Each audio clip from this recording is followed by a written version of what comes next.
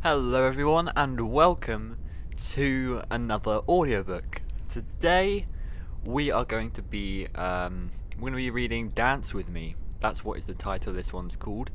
Dance With Me. So I read Step Closer 2 days ago. Really enjoyed it. And I just really kind of want to bang this out in one day again. So hopefully you enjoy. I have no idea what this is going to be about. I heard there's weird glasses, but we're going to see. Let me just pull my mic back.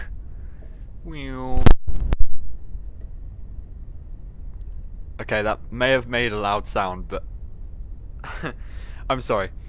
Okay. Hopefully we should be good. The stars looked like tiny pinpricks of light shining through a sheet of black velvet.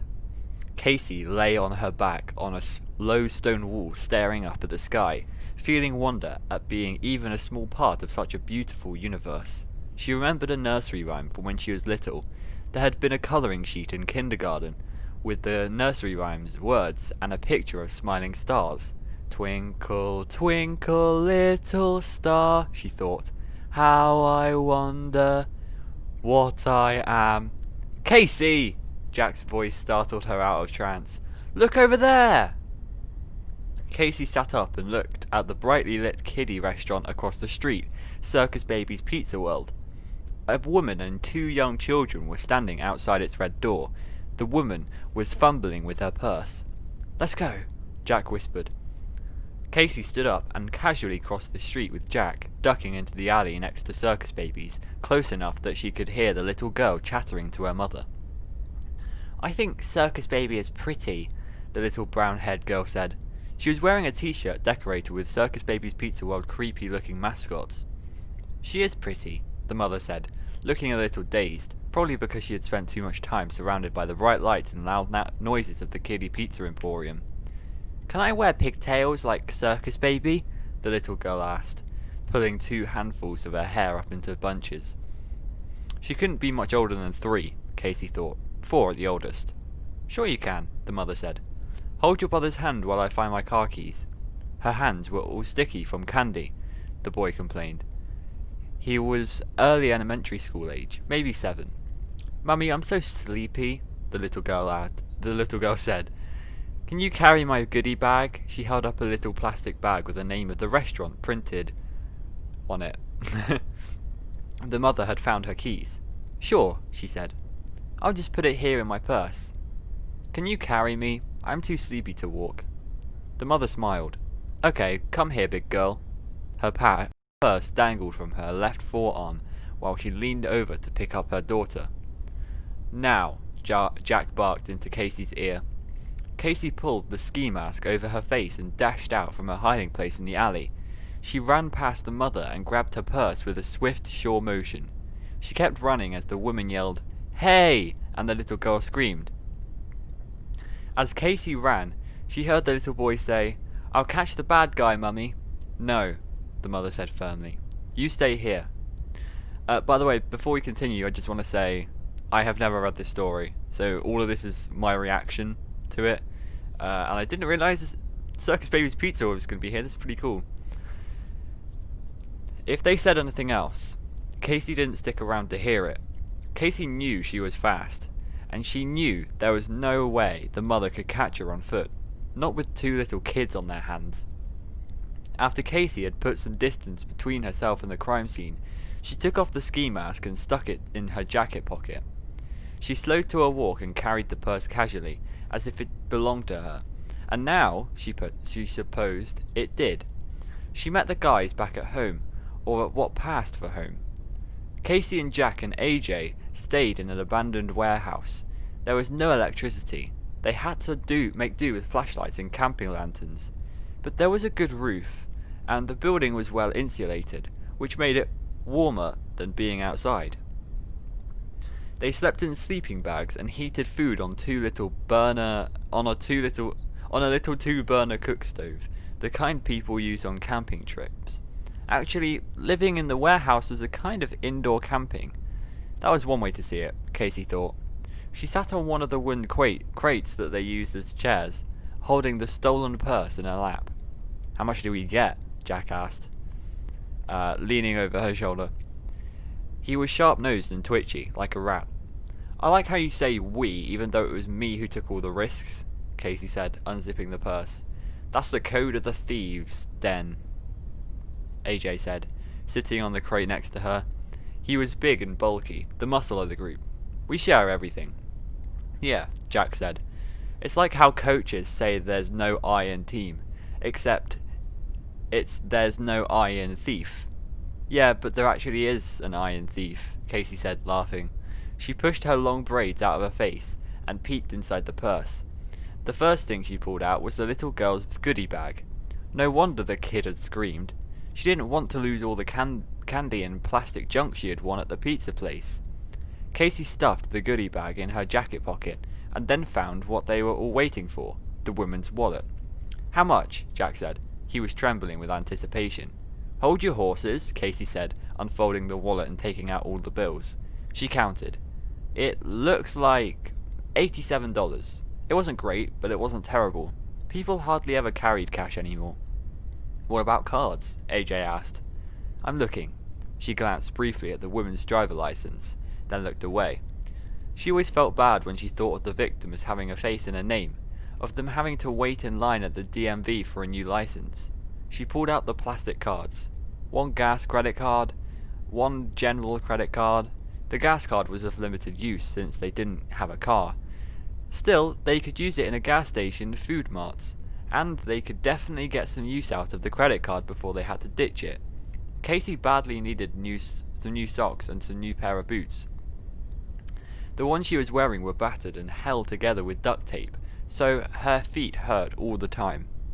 We'll try out the cards tomorrow, Jack said. In the meantime, $87 split 3 ways is... He made a big show of doing the math, writing in the air like he was solving a problem on the board at the wall. $29 each. I'll take 20 of that now, Miss Casey. I'm going to go out and see how much a young person can party on $20. You coming with me? I will, AJ said. Give me a 22, Casey. He held out his hand. I think I'll stay here, Casey said. She wasn't a partier like Jack and AJ. Her mother had partied a lot, and Casey had grown up knowing her mum's tendency to blow through all her money in one carefree night meant that they had to live with the consequences until her next paycheck. Why? Jack asked. That's no fun. I'm tired. Casey put the wallet back into the stolen purse. I was the one who did all the running, remember? After the guys had gone out, Casey lay on top of her sleeping bag and dug through the plastic sack from Circus Baby's Pizza World. She pulled out a pair of cardboard glasses with flimsy plastic lenses. The cardboard was decorated with a picture of some kind of weird robot ballerina. Ballora. Casey put the glasses on briefly, but they made her feel strangely dizzy. And if there was something she was supposed to be seeing, it was too dark to see it. She put them in her jacket pocket for later. Everything else in the bag was candy. Casey and her fellow thieves ate to survive. They had cheap, fast food burgers when they had little money. Canned beef stew or ravioli shoplift from convenience stores when they were broke.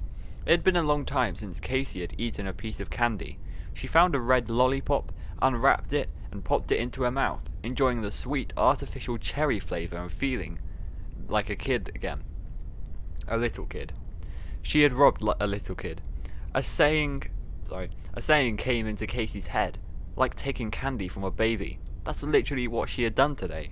She wasn't proud of it, but at the same time the kid's mum had nice shoes and a nice purse and a car. If she had enough money to take her kids out for pizza and arcade games, she could afford to buy her kids more candy. Why had Casey turned out the way she had, not like the woman she robbed? Casey hadn't planned to be a thief who slept in a warehouse. She doubted those were anybody's career goals. Casey's mum hadn't been crazy about being a mum. She worked nights and slept days and often when Casey came home from school, her mum looked at her with a mixture of surprise and annoyance, as if she were thinking, "Oh, I forgot, I have a kid, don't I?" Dinner was usually a bowl of cereal or a sandwich before her mum went out to work at the club. While her mum was gone, Casey did her homework, took a shower, and watched TV until bedtime. She had instructions to go to the apartment of the old lady next door if there was ever an emergency, but there never was. Casey was good at taking care of herself. When Casey was a teenager, her mum got a new boyfriend who seemed like he was going to stick around longer than her past string of boyfriends. He had a steady job and could help her mum out with money. The only drawback was he didn't want a teenager around freeloading, as he called it. He said he had moved out of his parents' house and gotten a job by the time he was Casey's age, and that was why he was so successful. When he asked her mum to choose between him and Casey, she didn't think twice about the choice. Casey was out on the street before her 17th birthday. Casey's teachers had begged her not to drop out of high school. Her grades were solid, and she was an athlete, so there was a possibility of college scholarships, they said. But she couldn't stay in school and still earn enough money to survive. She dropped out and drifted from one dead-end job to another, working long hours but never making enough to cover rent and groceries. Sometimes she stayed in sad little rooms she rented by the week. Other times she camped out on friends' couches until their hospitality ran out. The first time she stole was at Famous Fried Chicken, the fast food restaurant where she was working. It was a terrible job. She stood sweating over the deep fryer for hours, and every night she went home feeling like she had been dipped in a vat of grease. One day, when she was sweeping the floor of the dining area, she noticed that some guy had gone to the restroom and left his jacket hanging on the back of his seat. The corner of a $20 bill was peeking out of the pocket. It was too tempting. Sweeping the floor right next to the table, Casey pinched the bill and hid it in her sleeve. It was shockingly easy and somehow exhilarating. She knew the guy would never suspect thief. He'd just think that he should be more careful. Making minimum wage, standing over the hot fryers, it would have taken Casey more than 2 hours to earn the money that it took her less than a minute to steal. There was a thrill in that, to know you had gotten away with something, beaten the system. Soon she was stealing instead of working, snatching purses, picking pockets, shoplifting food and other necessities. One day she was at a street festival, lifting wallets and loose bills from people's pockets, when 2 men approached her. At first she was scared they might be cops, but they didn't look like cops. One was a scrawny, fidgety white guy with lots of tattoos. The other was a broad-shouldered black guy with the appearance of a former high school football player. "We've been watching you, and you're good," the thin, nervous-seeming one said. "Have you ever thought about working with a team instead of flying solo?" "We look out for each other," the big guy said, "and we split our take. More people working, more people money. More people money. More people working, more money." She fell in with Jack and AJ because they had been on the streets longer than she had, and were willing to share their knowledge of how to survive. Sure, they were more reckless than she was, and blew through the money they stole, but there was safety in numbers. Even though the guys got on her nerves sometimes, she would rather have their companionship than try to make it on her own. Casey finished the red lollipop and snuggled into her sleeping bag. She fell asleep with a sweet taste still on her tongue. Interesting, I like where the story is going. She awoke to sunlight steaming through the warehouse's skylights. Jack and AJ were both still snoozing away in their sleeping bags. Casey had no idea what time they had come in last night. She slithered out of her sleeping bag and decided she'd use $2 from yesterday's take to buy a cheap breakfast at the Burger Barn. A sausage biscuit and a small coffee with free refills could last her all day if it had to. Casey grabbed her backpack and walked into the bright morning sun. The Burger Bun was just half a block from Circus Baby's Pizza World, the site of yesterday's heist. Casey chuckled, thinking of it as something as dramatic as a heist, since it involved stealing a bag of candy from a child. She went inside the Burger Barn, placed her order, then sat down at an orange vinyl booth beneath a mural of cartoonish barnyard animals. She added cream and sugar to her coffee, unwrapped her biscuit, and took her time with breakfast. As she nibbled her biscuit and sipped her coffee, she watched the other customers. Most of them were grabbing orders to go, as they rushed off to their jobs at offices or stores or construction sites. They all looked stressed out and in a hurry. That was one good thing about Casey's life. She could take her time. The only time she had to hurry was when she was running off with somebody's worse or wallet. Oh my gosh, what is going on with my voice today? Purse or wallet. Buying breakfast at the burger barn gave her the right to use the ladies' room without being kicked out. This is a right she treasured. After she finished her meal, she made her way to the restroom to do her grooming for the day. She locked herself in a stall and took a sort of sponge bath with baby wipes, then changed her socks, underwear, and shirt. After she was done in the stall, she went to the sink and washed her face and brushed her teeth. A woman dressed in the button-down shirt and khakis of an office job gave Casey a dirty look, but Casey ignored her. She had as much right to be there as anyone else. Casey filled her water bottle and put it back in her backpack. She was ready for her day. Out in the sunshine, her belly full of food and coffee, Casey felt good. She thought she might take a walk in the park before she went back to the warehouse to see what the boys were up to. As she walked, she shoved her hands in her jacket pockets and felt the cardboard glasses from the little girl's goodie bag. She smiled to herself and took them out. She hadn't noticed that a tiny slip of rolled up paper was taped to the glasses' left earpiece. She peeled the tape off carefully, unrolled the slip of paper, and read, "Put on the glasses, and 𝓑𝓮𝓵𝓸𝓀 will dance for you." Oh no. Okay. Casey put on the glasses and felt the same dizziness as the night before. She looked down the sidewalk towards Circus Baby's Pizza World. There, in the distance, she saw the image of a ballerina, her hands above her head, standing on tiptoe and spinning. It wasn't a very sharp image, blue and a little fuzzy, a hologram. That was what these kinds of pictures were called, she suddenly remembered. But even if distant and blurry, there was something fascinating about the strange ballerina doll twirling. A pirouette. That was the word for that kind of twirling. When she was little, Casey had wanted to be a ballerina, just like lots of other girls. But there had been no money, and her mother had said that even if there had been money, she wouldn't waste it on something as useless as dance classes. Casey stood on the sidewalk and watched the image as though hypnotized. It was beautiful, and there was so little beauty in Casey's day-to-day life. Casey felt overcome with sadness and longing and other feeling too. Regret? Was she regretting the way she lived? A life should have beauty in it, shouldn't it? Life should be about more than just survival. After a while, Casey started to feel dizzy, as if she were the one doing the pirouetting herself. Afraid she might be sick, she took off the glasses and leaned against the side of the building to get her bearings. She looked down at the pair of glasses in her hand. Really, the ballerina was a pretty impressive visual effect for what looked like such a cheap toy.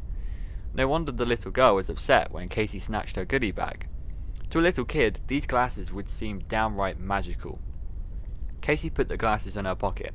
She decided to skip the park and go back to the warehouse. She had to show the guys this crazy toy. Jack and AJ were just walking up. Jack and AJ were just waking up when she got back. "What time did you guys get in last night?" Casey asked, sitting down on a crate. "Dunno, 2, 3, Jack yawned. He propped up on one elbow in his sleeping bag. "It doesn't matter. I don't have to punch anybody's time card." AJ unzipped his sleeping bag and sat up cross-legged on the floor. "Hey, we were just saying we might take that gas card you pinched up to the gas and go and see if we can use it to get some groceries." "Sure," Casey said. "It'd be good to have some food in the house. But first I want to show you something." Outside the warehouse, beside a dumpster, Casey took out the glasses. These were in the goodie bag from the pizza place. "Try them on." She held the glasses out to Jack. Jack put them on, struck a cool pose, then laughed. "Look in front of you," Casey said. "Do you see her?" "See who?" Jack said. "The dancing ballerina." "I don't see anybody," Jack said. "They just make everything look blue, that's all." "Let me see them," AJ said, taking the glasses from Jack and putting them on. He looked around. "I don't see anything either." "No ballerina?" Casey said. It didn't make sense. Why could they not see her? "Nope, everything just looks blue, like Jack said." AJ handed the glasses back to Casey. Casey was confused. Maybe the glasses only worked in front of Circus Baby's Pizza World. But that didn't make sense either. Why would someone make a toy that only worked in one place? She put on the glasses and looked straight in front of her across the street. The ballerina, 𝓑𝓮𝓵𝓸𝓀, according to the instructions, was there, dancing in a garbage-strewn alley between two warehouses. But soon the dizziness overcame her, and again there was that uneasy feeling she'd had before. "Well, I see her," Casey said, taking off the glasses before she lost her balance or threw up. "Maybe there's something wrong with your eyes. Maybe there's something wrong with your brain," Jack said, laughing and elbowing AJ, who laughed too. Casey ignored his ribbing and put the glasses back in her jacket pocket. But she did wonder, were they right? Was there something wrong with her? At the Gas and Go, they grabbed way more food than most people would buy in a convenience store. A jumbo loaf of bread, a jar of peanut butter, 6 bags of chips, cans of ravioli and beef stew, and a 12-pack of soda. Casey knew she would be the one to pay at the register because Jack and AJ always said she had an honest face. Also, people were less likely to suspect a woman of criminal activity. The cashier looked sleepy-eyed and bored as she rang up and bagged all the items. Casey scanned the stolen card in the machine and held her breath.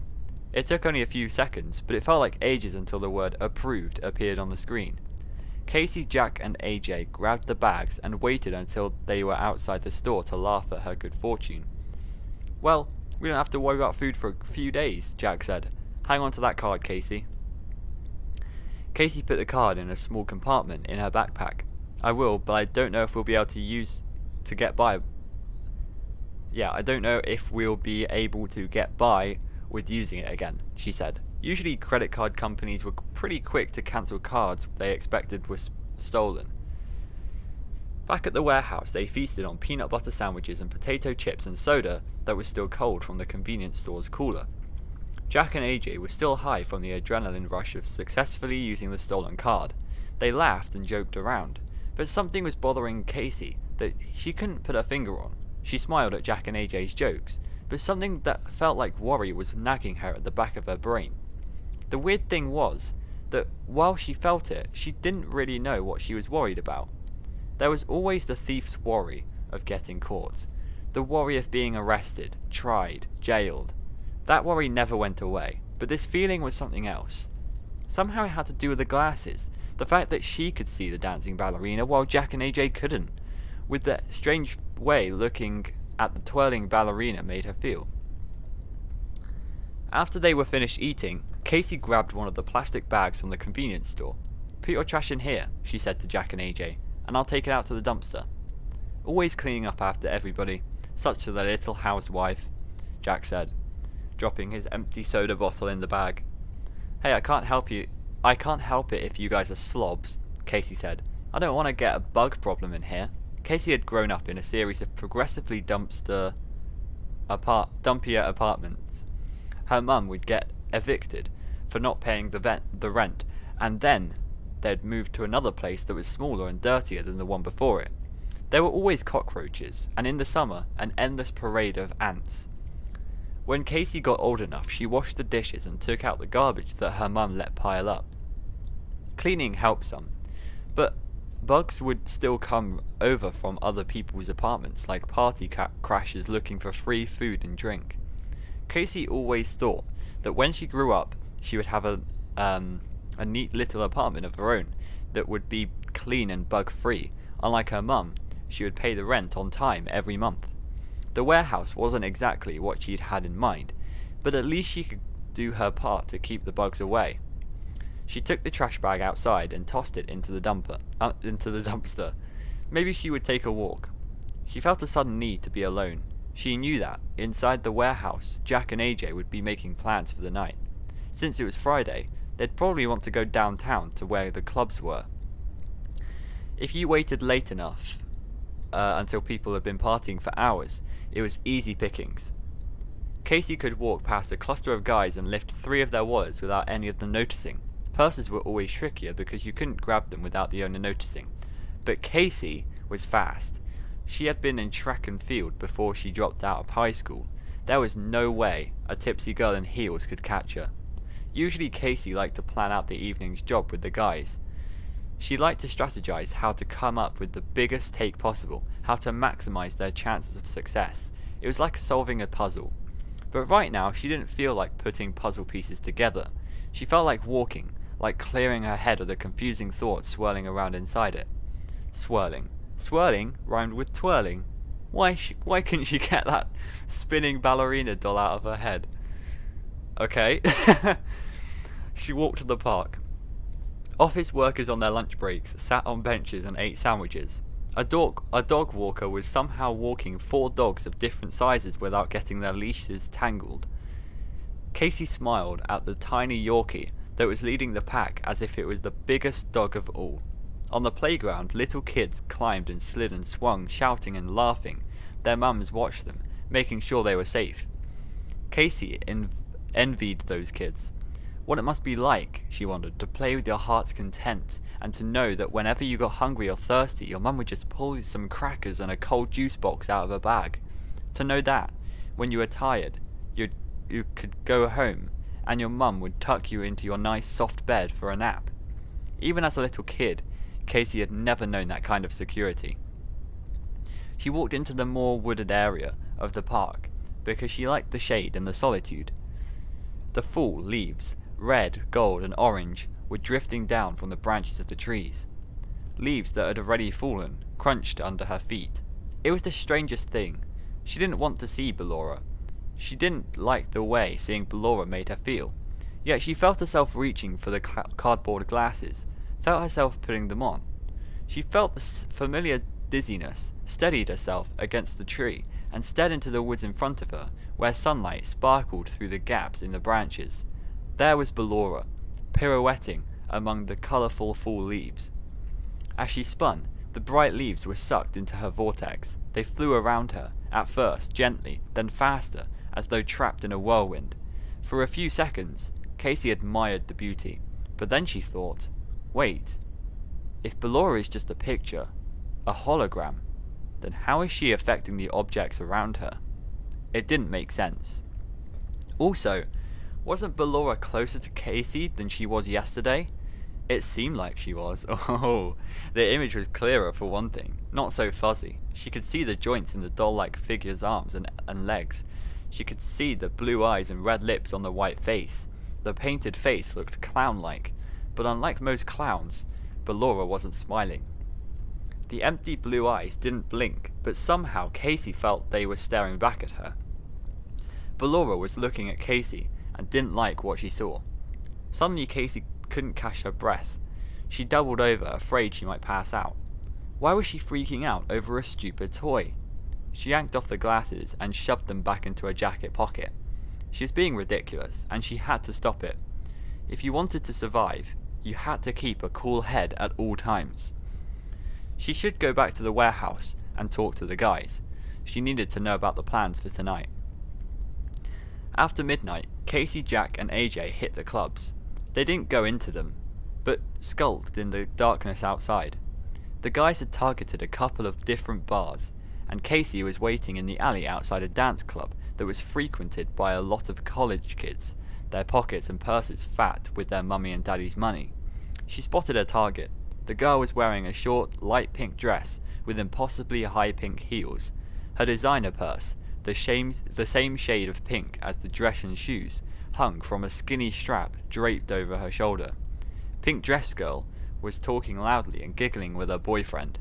Casey had a tool for jobs like these, a pair of strong scissors that would cut through a leather purse strap, like it was only made of paper. She took out the scissors and stepped into the crowd. She slipped in behind Pink Dress Girl and positioned the scissors to cut the strap. As she snipped, someone bumped into her from behind. She slipped, and the point of the sharp scissors found flesh. Oh my gosh. When Casey grabbed the purse, she saw a shallow but bloody gash on the girl's arm. "Ow! What happened?" the girl yelled. "Hey, my purse!" I like to think she has that voice. Casey ran. She ran until she was sure she had put enough distance between her and her victim, then slowed to a casual walk, tucking the pink evening bag inside her jacket. In her mind, Casey kept seeing the girl's arms slashed by the scissors, the red blood vivid against the girl's pale skin. Casey hadn't meant to hurt her. Sure, getting your purse snatched might scare you a little, might inconvenience you, but it didn't cause any physical harm. Casey had robbed dozens, maybe even hundreds of people. But she had never harmed anyone physically until tonight. Spilling blood changed things. It was an accident, Casey thought. But was it really? The girl wouldn't have gotten cut if Casey hadn't been lunging at her with the scissors. Casey hadn't meant to cut her, but she couldn't exactly claim to be innocent. Casey beat the other guys back to the warehouse. She grabbed a flashlight and sat down on her sleeping bag to see what she'd scored. She opened the pink purse and dumped out its contents: a driver's license, a lipstick, and a single $20 bill which, according to thieves' den rules, would have to be split 3 ways. Casey put the items back into the purse and sighed. It hadn't been worth the effort or the bloodshed. She settled down in her sleeping bag, but it was a long time until she fell asleep.